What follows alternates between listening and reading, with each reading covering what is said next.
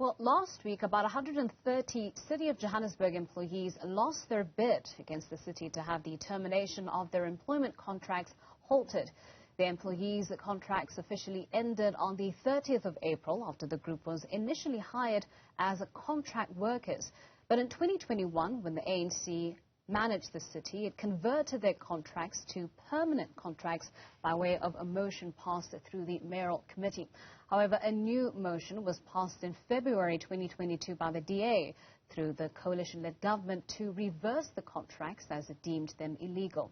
This week, the employees, through their Twitter page, have said that there is a court order preventing the city from terminating and/or advertising any posts of affected employees, and have said that they intend on instructing their attorneys to institute an urgent contempt of court process. Now, for more on this, we're joined by MMC for Corporate Services for the City of Johannesburg, Leah Knott. Leah, thank you so much for your time and thank you for joining us. Firstly, your response to reported plans for further legal action and application, it seems, to find the city in contempt of court. Look, I think it's a bit of a strange statement. I think what they're possibly referring to is the interdict that they had originally. And the interdict was a temporary measure brought by the Labour Court while the case was ongoing at the bargaining committee. And that interdict fell away when the bargaining committee gave their ruling. So I think that is probably what they're talking about, because I'm not aware of any other court order. But that interdict is no longer, has no weight. It's basically fallen away. And subsequent to the bargaining committee finding, the Labour Court also came out with a ruling. So in both instances, they found no merit in their case, and also that the court lacked jurisdiction to hear it on a number of reasons. So we're not aware of any impending court action. I know that they are intending to go and have the decision of the bargaining committee reviewed, but that has not been finalized. All right. Well, we know that the Labour Court essentially ruled in your favor, even though they ruled on a jurisdictional matter. But take us through your next steps. Well, in essence, and I think, it's important that we discern between, short-term contracts and what these actually are. They are political appointments in political office, and they serve the MMCs and the various political heads within the city. And these should essentially be fixed to term. And Knott has spoken on this. They're bringing out new regulations which will be in practice from the 1st of July, that political appointments are fixed to term. So that is in essence what we're dealing with. And what had happened was we saw an influx or a bloating of structures, and these people were then placed into them on a permanent basis, and their salaries were increased pretty much across the board without a proper grading. So that is what we're seeking to correct. So at the moment, we are, obviously looking to advertise and fill these positions as they should be on a fixed-term basis, and that's where we are. We don't have any impending court action. I know that they have applied to review the bargaining committee's decision, but unfortunately, service delivery in the city cannot stop, because we may or may not have an issue in the bargaining committee or at Labour Court. Okay, so you're moving ahead with filling those posts, and that makes sense because the work of the city has to continue. But, Leah, there were questions around the city's efforts at actually holding those with executive or administrative power accountable for these converted contracts, this unlawful conversion of contracts. For instance, the Chief of Staff, who, if I'm not mistaken, is actually signatory to those contracts. Where are you with regards to holding people as such accountable for the inception of these contracts in the first place? Yes, so there were two reports passed at Council. The first one was to rescind the decision to convert and to launch an investigation into the matter and how the process unfolded and who was involved. Subsequent to that, there has been another report where an official has been placed on special leave, pending investigation into their conduct into that process. So it is an ongoing issue. It is a very short time period in order to conclude an investigation, but Council did grant an extension to the City Manager's office, and that is now ongoing at the moment. So we are intending fully to find out exactly what happened. I think it's really important because, we're guided by legal departments, etc., on these matters, and that advice has to be above board, particularly where you get in the cases of, an executive possibly who doesn't have as much legal knowledge. You need to be able to rely on your administration to give that to you. I think we're quite fortunate at the moment that we do have quite a number of legal qualifications sitting in the Mayor's cabinet. So we're able to discern for ourselves, but we need to have an administration that supports its executive on a continuous basis, no matter who's in power.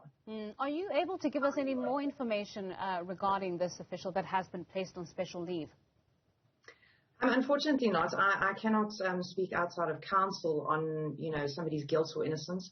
And also, pending the conclusion of this, I prefer to allow the process to proceed. I don't think it's fair to discuss the merits of it when there hasn't been an outcome. Sure. Now, there was initially a process, Leah, that was undertaken by the city to try, a consultative process, if I'm not mistaken, to try and regularize these unlawful contracts before this entire legal protracted process got underway.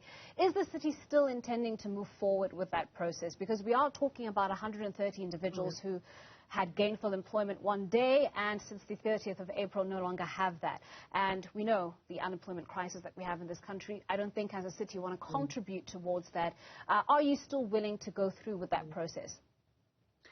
Look, I think, first we need to, and again, it's never nice when you have to do something like this. It really isn't. It weighs heavily on yourself as a person. But we also need to understand that you cannot allow for an administration or a government to become an employment agency for political gains. That can never happen. Our residents come first. It's their money that we spend, and we need to ensure that we are spending it according to their needs and requirements. So having said that, what had happened before the city implemented the council resolution was that they invited the affected employees, and by the very same vein, the union that was representing them at the time, to make submissions as to why or if their contracts could be regularized, to make a case for it. If there were instances where employees were being treated unfairly, they were invited to do so. They refused to do that and said that they will fight it in the media and in the courts. And that was their decision. Unfortunately, we can't, the city manager at the time couldn't just hold the process open indefinitely when there was a refusal to engage on it. So that was unfortunate, and I think it was ill advice to the employees themselves.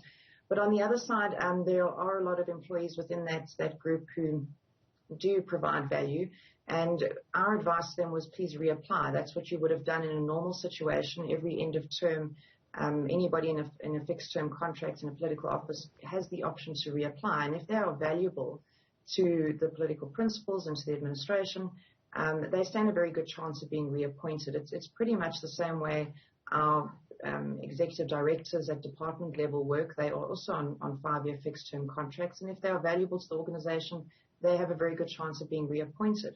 And we hope that is what they have done, because then they are in a very good standing to be reappointed to their positions. However, where people have been deployed because they have political connections, that is the unfortunate reality that will not be continued.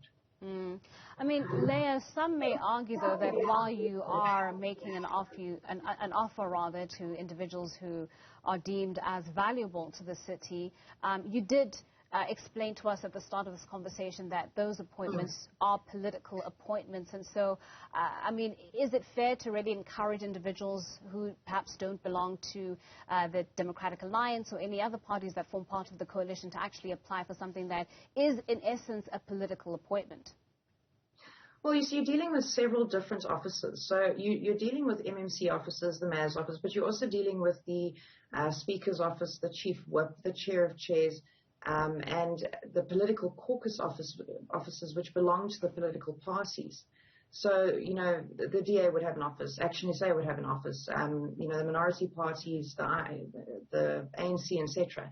So there is a place, where everybody has come from that is not necessarily aligned to the current administration. Positions within the Speaker's office, etc., are very much aligned towards the legislature and the running of council. And there is a space for them. But in essence, what has happened is that space was opened up to allow for deployment of individuals who had loyalties or were owed things from various political heads previously. And that's the truth of it. Whether that's fair or not, I can't say. But as an individual, it's morally and ethically our responsibility to ensure that is not allowed. It doesn't benefit anyone And it particularly doesn't benefit those who are placed into positions that they shouldn't have been in the first place because they don't meet those requirements.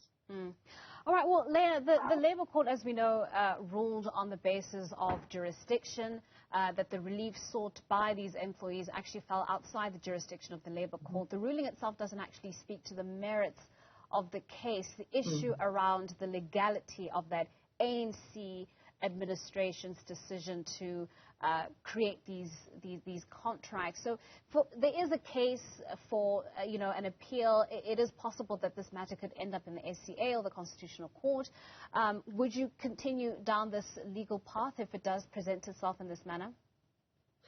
Yes, we definitely would. I think there's a reason why they haven't gone to a higher court, because that would have been the obvious reaction.